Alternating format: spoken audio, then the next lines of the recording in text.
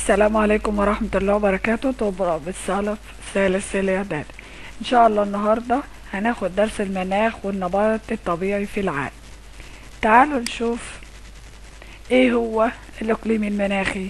هو عبارة عن منطقة محددة من سطح الأرض ليها خصائص مناخية من حيث الحرارة، الرياح، الأمطار وغيرها من عناصر المناخ، بتتميز عن غيرها وبتتنوع الأقاليم المناخية في العالم من قارة لأخرى، كما يختلف المناخ داخل القارة الواحدة من منطقة إلى أخرى. طيب إيه هي العوامل اللي بتؤثر في مناخ العالم؟ عندي في الموقع الفلكي، الموقع الجغرافي، التضاريس. تعالوا ناخد كل واحد لوحده.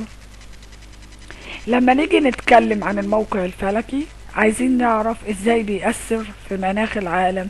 بيؤثر بشكل كبير بسبب درجات الحرارة، لأن كلما اقتربنا من دائرة الاستواء بترتفع درجة الحرارة، وكلما ابتعدنا عن دائرة الاستواء شمالا أو جنوبا بتقل درجات الحرارة بالتدريج بشكل مستمر حتى تصل إلى القطبين في أقصى الشمال وأقصى الجنوب، حيث تنخفض بهما درجات الحرارة إلى ما دون الصفر.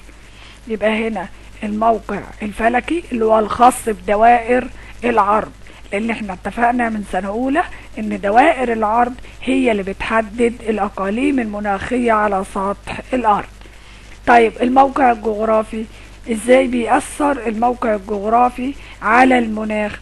نقول ان المنطقة القريبة من المسطحات المائية سواء بحر او محيط بتتميز بمناخها الجذري. يعني ايه مناخها الجذري؟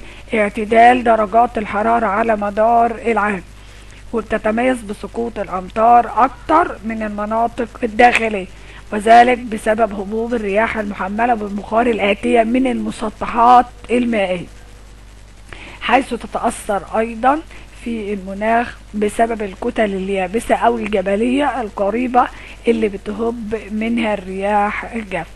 طيب الموقع الجغرافي ده بيتكلم عن إن لو في مرتفعات قريبة من السواحل، دي بتؤدي إلى غزارة الأمطار في السفوح المواجهة للمياه وقلة الأمطار في السفوح الداخلية. أما القرب أو البعد عن المسطحات المائية فدوت بيؤثر في المناخ الجذري زي ما أنا قلت، ودوت إن البحر بيعمل على تلطيف درجة الحرارة في الصيف وبيدفي الجو في الشتاء، عشان كده بيتميز المناخ الجذري باعتدال درجات الحرارة على مدار العام. أما المناطق طبعا البعيدة عن تأثير المسطحات المائية فدي بلاقي فيها درجة الحرارة مرتفعة في الصيف ومنخفضة في الشتاء، لأنها بعيدة عن تأثير المسطحات المائية، عشان كده بيتقال عليها المناخ القاري. طيب ده السبب التالت. طب والتالت التضاريس، ازاي بتؤثر في مناخ العالم؟ اقول له بتؤثر عن طريق حاجتين. واحد، عامل الارتفاع. انا كلما ارتفعت عن سطح البحر 150 متر بتنخفض عندي درجة الحرارة درجة واحدة، فعشان كده التضاريس بتأثر بعامل الارتفاع عن طريق درجات الحرارة، وده بسبب الانخفاض الشديد بيؤدي لتكون الجليد فوق الجبال العالية في المناطق الاستوائية والمدارية اللي هي المفروض ان فيها درجة الحرارة مرتفعة تماما. طيب واتجاه الكتل الجبلية، قال الجبال بتعمل على زيادة سقوط الأمطار في المناطق المواجهة للمسطحات المائية، لأن بتصطدم بها الرياح المحملة ببخار الماء، فبتسقط معظم أمطارها على السفوح المواجهة للساحل اللي هي المواجهة لهبوب الرياح. وعندما تنتقل إلى الجانب الآخر من الجبل فبتسقط كمية أمطار قليلة، ودي اللي بنسميها منطقة ظل المطر. تعالوا بقى نشوف الأقاليم المناخية الموجودة في العالم. العلماء قسموها لثلاث مجموعات: الأقاليم الحارة والأقاليم المعتدلة والأقاليم الباردة. بس الأقاليم المعتدلة قسموها لمجموعتين، في المعتدلة الدفيئة وفي المعتدلة الباردة. الأقاليم الحارة فيها 4 أقاليم: الاستوائي وشبه الاستوائي، المداري الحار أو السوداني، الموسمي، والصحاري الحار. أما الأقاليم المعتدلة الدفيئة فيها 3: الصحاري المعتدلة، البحر المتوسط، شرق القارات المعتدل الصيني. الأقاليم المعتدلة الباردة برضو فيها 3 أقاليم، هم غرب أوروبا، شرق القارات المعتدل البارد اللورنسي، والقاري البارد. أما الأقاليم الباردة ففيها 2: مناخ التندرة والمناخ الجبلي. تعالوا ناخد كل مجموعة لوحدها. الأقاليم الحارة يا ولاد بتمتد بين دائرتي عرض 30 شمالا ل 30 جنوبا، متقسمة ل4 أقاليم مناخية. الإقليم الاستوائي أو شبه الاستوائي ده من 0 ل 10 شمالا وجنوبا، يعني من 10 ل 10 شمال وجنوب خط الاستواء. المنطقة دي كلها بتسمى بإقليم المناخ الاستوائي اللي هو حوالين دائرة الاستواء. طب موجود فين؟ قال لي موجود في افريقيا حوالين حوض الكونغو وساحل غانا، موجود في اسيا في جزر اندونيسيا والملايو، موجود في امريكا الجنوبية في حوض نهر الامازون وهضبة جيان. يبقى موجود عندي في ال3 قارات: افريقيا واسيا وامريكا الجنوبية. طيب الخصائص المناخية للاقليم ده ايه؟ اولا ارتفاع درجات الحرارة طول العام، سقوط الامطار طول العام. طيب ده بالنسبة للخصائص المناخية. طب النبات الطبيعي اللي ممكن يطلع في اقليم زي ده ايه؟ قال لي اول حاجة هي الغابات الاستوائية، ودي بتتميز بكثافة اشجارها او تشابكها، واهم اشجارها المهوجني والمطاط. والمطاط ده طبعا عارفين انه بيسرع منه اطارات السيارات. طيب ايه الحيوانات اللي ممكن تعيش في الاقليم دوت وممكن تتأقلم مع ظروفه المناخية الصعبة؟ قال لي الزواحف، الطيور الملونة، والحيوانات المتسلقة زي القردة والشمبانزي والغوريلا. دي كلها حيوانات ممكن تعيش في الإقليم الاستوائي وشبه الاستواء. الإقليم الثاني اللي هو المداري الحار، وده بيطلق عليه أحيانا السوداني. الإقليم المناخ المداري الحار أو السوداني ده من 10 ل 18 شمالا وجنوب خط الاستواء. طيب ليه بيسموه الاقليم السوداني؟ لانه اقليم انتقالي بين المنطقة الاستوائية والمناخ الاستوائي الى المناخ الصحراوي. الاقليم ده بيقع في مناطق واسعة شمال وجنوب الاقليم الاستوائي بين دائرتي 10 ل 18 شمالا وجنوبا في القارات: افريقيا شمال وجنوب الاقليم الاستوائي، في امريكا الجنوبية شمال وجنوب الاقليم الاستوائي في منطقة حوض الامازون وهضبة جيانا والبرازيل، في استراليا في الشمال، امريكا الشمالية في بعض الاجزاء الجنوبية، واسيا في جنوب غرب قارة اسيا عند منطقة شبه الجزيرة العربية. طيب خصائص المناخية للاقليم المداري ايه؟ صيف حار ممطر، شتاء جاف. طيب النباتات اللي ممكن تطلع طبيعية في الاقليم المداري ايه؟ قال لي اولا الغابات المدارية، ودي اشجار اقل تشابك من الغابات الاستوائية. 2 بينمو معاها حشائش السافانا، ودي بتتميز بالتدرج في الطول حسب كمية الامطار ودرجات الحرارة، ودي بتعتبر حديقة حيوانات طبيعية مفتوحة. طيب مين النباتات اللي تقدر تعيش في الاقليم دوت؟ الحيوانات اللي تقدر تعيش في الاقليم دوت: في حيوانات اكلة العشب زي الفيلة والزراف والغزلان، وحيوانات اكلة اللحوم اللي هي المفترسة زي الاسود والنمور والفهود. وعشان كده بيجي لي سؤال دايما: بما تفسر تعتبر حشائش السافانا حديقة حيوانات طبيعية مفتوحة؟ اقول له لان بتعيش فيها حيوانات اكلة العشب زي الفيلة والزراف والغزلان، وحيوانات اكلة اللحوم زي الاسود والنمور والفهود.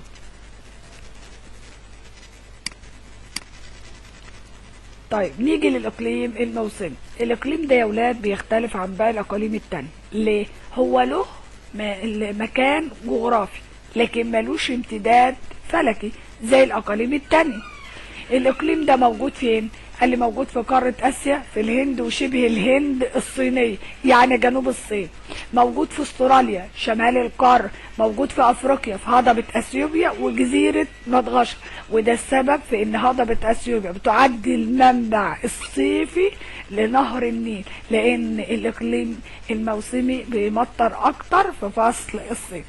اما منطقة شبه جزيرة الهند الصينية دي بتقع شرق وجنوب شرق الهند، وبتتكون من عدة دول اللي هما تايلاند ولاوس كمبوديا وفيتنام. طيب خصائصه المناخية ايه؟ المداري ده غزير المطر صيفا وجاف شتاء. ده شبيه بمين؟ بالاقليم المداري، الاتنين ممطر وحار في الصيف وجاف وبارد في الشتاء. طيب الخصائص النباتية، ايه النباتات اللي ممكن تطلع في اقليم زي دوت؟ الاشجار الموسمية او الغابات الموسمية، ودي بتنمو نتيجة غزارة الامطار خاصة في فصل الصيف. كمان اهم اشجارها جوز الهند، معاها حشائش السافانا لان المناخ ده حار، وطالما حار هتبقى فيه الحشائش الحارة اللي هي حشائش السافانا اللي قلنا عليها في الاقليم المداري بتعتبر حديقة حيوانات طبيعية مفتوحة. تعال بقى نشوف على الخريطة ونطبق الكلام اللي قلنا عليه. اولا قلنا الاستواء موجود فين؟ حوالين خط الاستواء، ادي خط الاستواء اهو دائرة الاستواء. تعال بقى نشوف موجود في كام قارة. ادي جنوب قارة اسيا، وادي وسط قارة افريقيا في منطقة حوض الكونغو وغانا اللي قلنا عليه، وشمال قارة امريكا الجنوبية في منطقة حوض الامازون وهضبة جيان. ده بالنسبة للاقليم الاستوائي. نيجي للاقليم المداري الحار اللي لونه اخضر فاتح دوت، وقلنا ان هو موجود من 10 ل 18 شمالا وجنوبا. اهو شمال الاقليم الاستوائي وجنوبه في قارة افريقيا.